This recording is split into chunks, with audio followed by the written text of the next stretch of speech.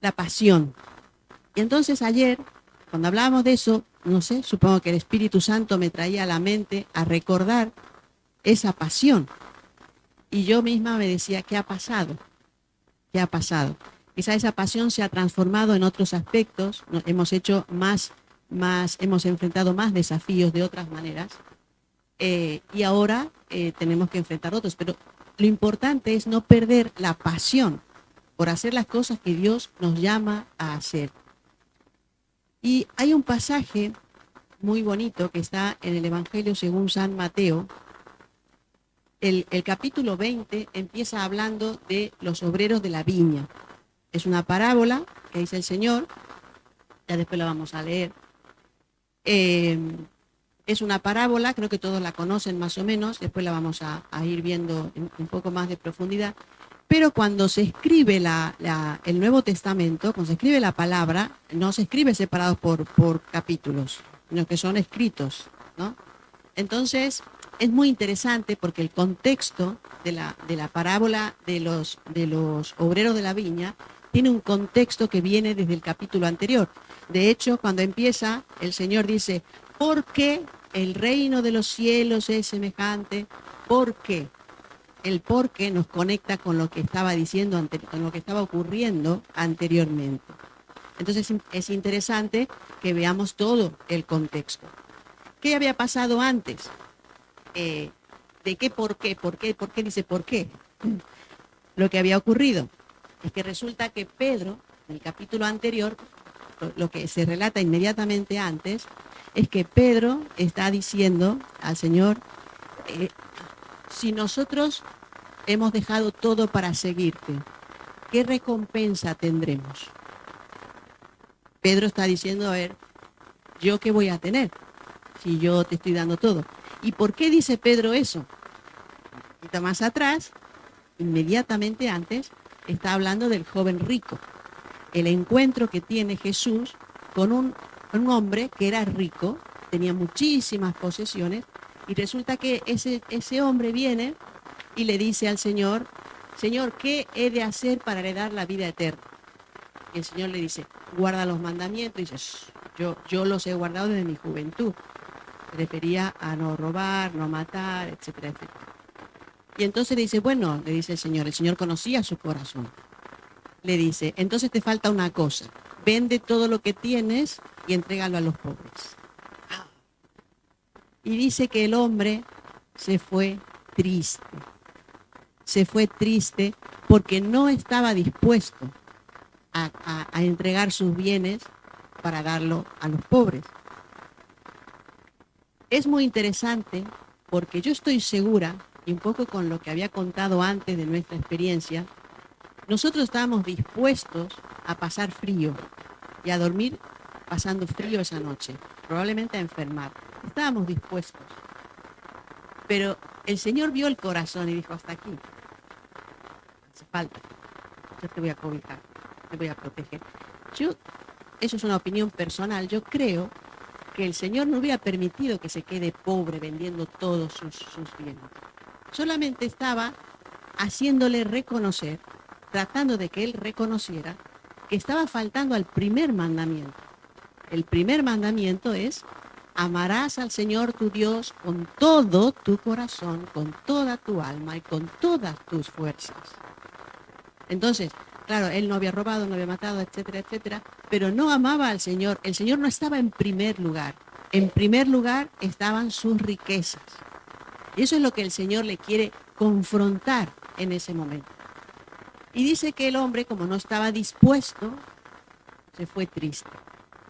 Claro, siguió con toda su riqueza, pero triste. Al final dice, pones en la balanza y ¿qué prefieres? ¿Qué prefieres? Aunque insisto, yo creo que el Señor no le hubiera llevado a la pobreza. Estoy segura.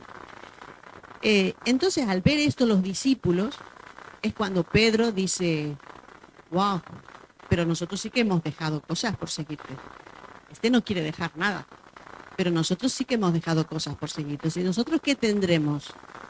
Y hay una cosa interesante y es que el Señor no le reprende por esperar recompensa. Entonces, ya, qué materialista, Pedro, ahora haces una cosa y pides recompensa. No le reprende. Le dice, entonces respondiendo Pedro le dijo, he aquí nosotros lo hemos dejado todo y te hemos seguido. ¿Qué pues tendremos? Y Jesús les dijo, de cierto os digo que en la regeneración, cuando el Hijo del Hombre se siente en el trono de su gloria, vosotros que me habéis seguido, también os sentaréis sobre 12 tronos para juzgar a las 12 tribus de Israel. Y cualquiera que haya dejado casas, o hermanos, o hermanas, o padre, o madre, o mujer, o hijos, o tierras, por mi nombre, recibirá 100 veces más y heredará la vida eterna. Y aquí viene la frase que es central. Pero muchos primeros serán postreros y postreros primero. Eso lo estoy leyendo en el capítulo anterior a la parábola de la viña. Entonces, primero le está hablando a ellos lo que ellos van a recibir, los discípulos, en la eternidad. Pero después habla de nosotros. Cualquiera que deje lo que sea por servir al Señor, dice que recibirá 100 veces más y heredará la vida eterna. Además, la vida eterna. Esta frase es, muchos primeros serán postreros y postreros primeros. Esta se repite en capítulo 20, versículo 16. ¿Lo tenemos ahí? 20:16 dice, al final de la parábola, dice, así que los que ahora son últimos, ese día serán los primeros y los primeros serán los últimos. Esto es un poco difícil de entender. ¿Cómo es que yo voy último y de pronto voy a estar primero? ¿Cómo es que el primero va a quedar al último? Probablemente a nivel de los ojos de la sociedad, el joven rico era el que iba primero, ¿no? Estaba en eminencia, era rico. Pero al final se quedó al último, se fue triste. No estaba dispuesto a poner a Dios en primer lugar. Que no se trata de quedarnos sin nada, absolutamente nada. Se trata de que Dios esté en el primer lugar, que nuestro corazón esté dispuesto a entregarlo todo por el Señor. Y entonces viene la viña, la parábola de los obreros de la viña. Dice así, la leemos a partir del capítulo 20 y versículo 1 hasta el 16. Dice, el reino del cielo es como un propietario que salió temprano por la mañana con el fin de contratar trabajadores para su viñedo. Acordó pagar el salario normal de un día de trabajo y los envió a trabajar. A las 9 de la mañana, cuando pasaba por la plaza, vio a algunas personas que estaban allí sin hacer nada. Entonces las contrató y les dijo que al final del día les pagaría lo que fuera justo. Así que fueron a trabajar al viñedo. El propietario hizo lo mismo al mediodía y a las 3 de la tarde. A las 5 de la tarde se encontraba nuevamente en la ciudad y vio a otros que estaban allí. Les preguntó, ¿por qué ustedes no trabajaron hoy? Ellos contestaron, porque nadie nos contrató. El propietario les dijo, entonces vayan y únanse a los otros en mi viñedo. Aquella noche le dijo al capataz que llamara a los trabajadores y les pagara comenzando por los últimos que había contratado.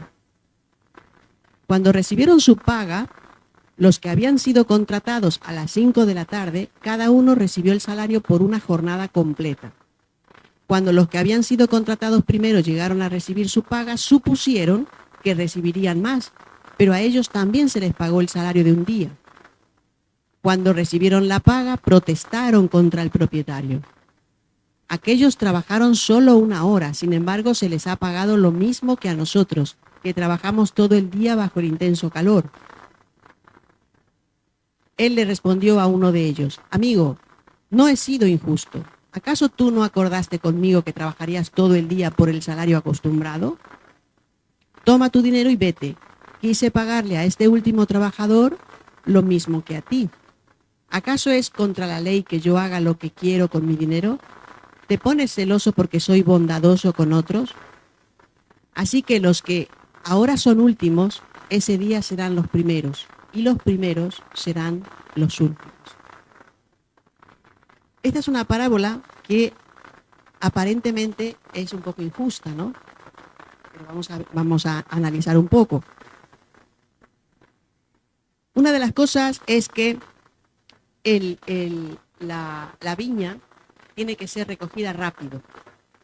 Entonces, por eso es el ejemplo de un viñedo que pone el Señor. Y este hombre sale a buscar obreros en el lugar donde habitualmente hay obreros.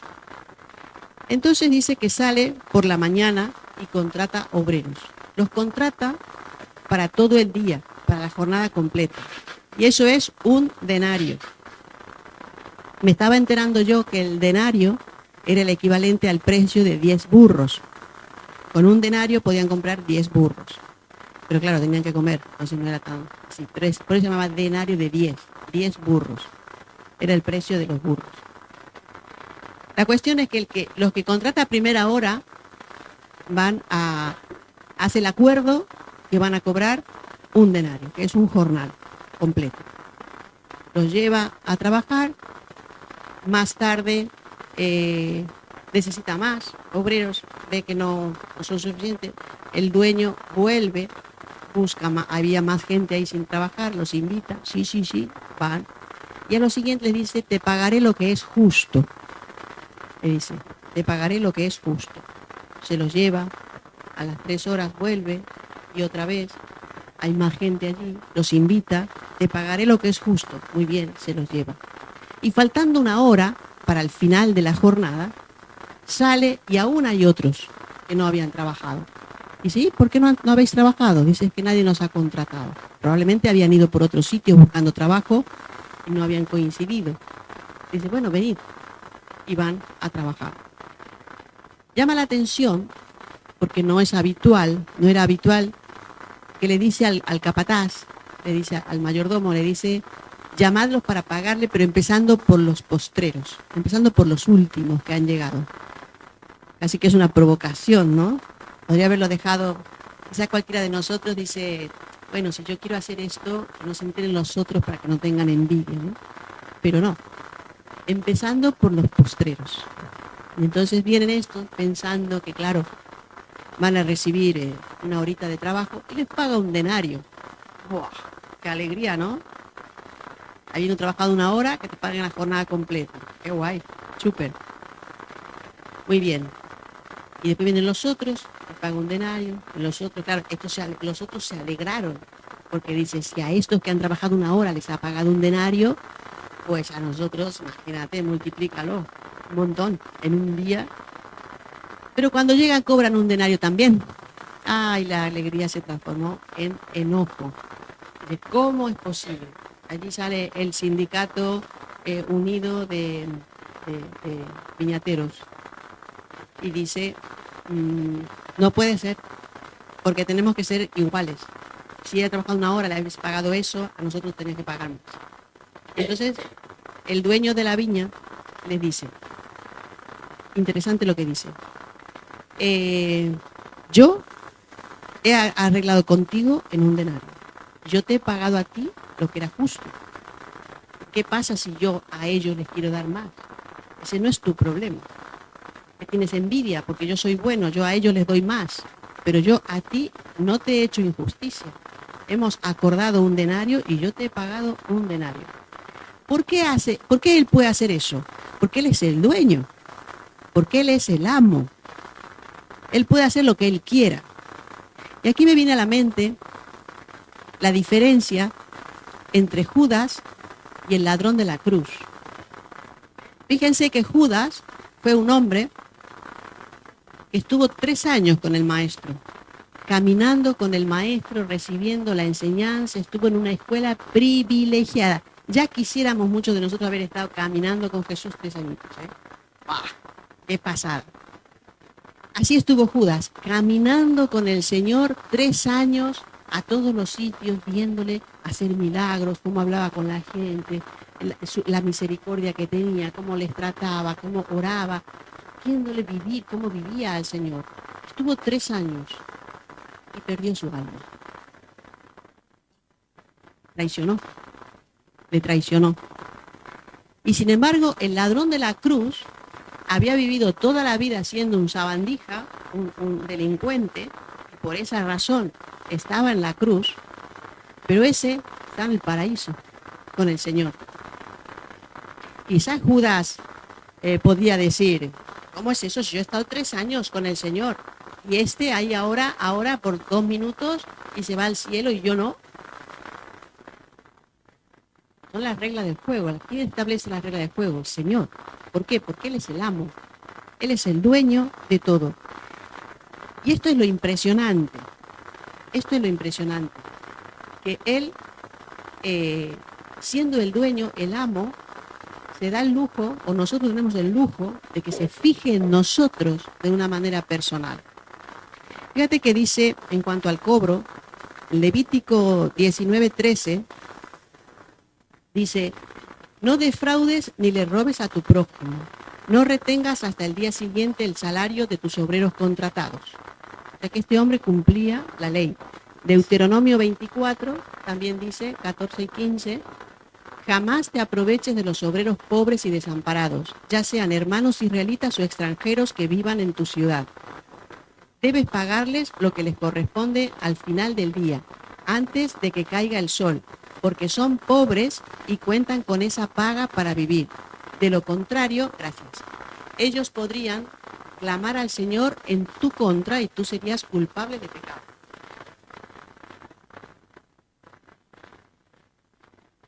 Es decir, que este señor cumplía con la ley. Era un hombre honesto y cumplía con la ley. Sin embargo, era el amo y podía hacer lo que él quisiera con sus bienes. Y eso es lo que pasa con el Señor. Dios actúa soberanamente con todos aquellos a los que llama. Esta era un poco la idea central de la parábola. A algunos os ha llamado jóvenes. Yo conocí al Señor cuando tenía 23 años. Otros han nacido en hogares cristianos y en su infancia han conocido al Señor. Mis hijas han conocido al Señor en su infancia, gracias a Dios. Pero yo no he tenido eso. A mí en mi infancia nadie me hablaba de recibir al Señor y de conocer al Salvador. Nadie. A los 23 años recién pude. Hay gente, recuerdo en Argentina, yo trabajando un día en una clínica de guardia, entrábamos a las 7 de la mañana y entré y en eso que te dan el pase de los pacientes que están ingresados, había un hombre que estaba terminal. Era una insuficiencia cardíaca, yo no me olvido de ese hombre.